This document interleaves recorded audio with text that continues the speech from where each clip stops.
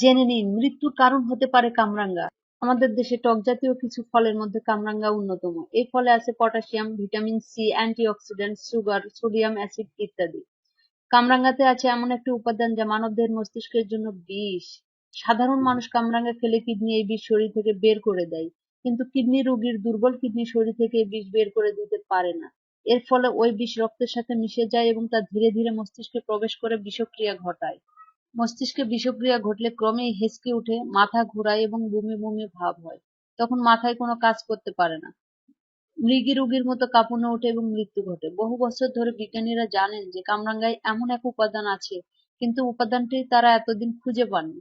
সম্প্রতি ব্রাজিলের university of Sao পাওলোর একদল বিজ্ঞানী এই ক্ষতিকর উপাদানটি বের করতে সক্ষম হয়েছে। তারা এর নাম দিয়েছেন কারামবক্সিন। কামরাঙ্গার বৈজ্ঞানিক নাম কারাম্বলা থেকে এই নামটি দেওয়া হয়েছে। কামরাঙ্গা খাওয়ার পর কিডনি রোগীর মধ্যে এই ধরনের লক্ষণগুলো দেখা দিলে দ্রুত তার হিমোডায়ালিসিসের ব্যবস্থা নিতে হবে। শুধু যে অপকারিতা আছে তা নয়, এবার জেনে নিন এর ঔষধি গুণ। কামরাঙ্গা ঔষধি গুণও বিস্ময়কর। সুস্বাস্থ্যের জন্য খাদ্য তালিকায় কামরাঙ্গা রাখতে পারেন প্রতিদিন। তার আগে জেনে নিন কামরাঙ্গার ঔষধি গুণ।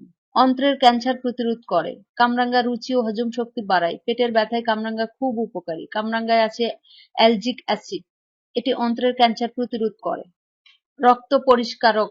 কামরাঙ্গা রক্ত পরিশোধন করে। কামরাঙ্গার পাতা ও কচি ফলে আছে ট্যানিন, যা রক্ত জমাট বাঁধতে সাহায্য করে। সর্দি কাশিতে উপকারী। কামরাঙ্গা পুড়িয়ে ভর্তা করে খেলে ঠান্ডাজনিত সমস্যা থেকে মুক্তি মেলে। দীর্ঘদিনের জমাট সর্দি বের করে দিয়ে কাশি উপশম করে। শুকনো কামরাঙ্গা জ্বরের জন্য খুব উপকারী। নাশক।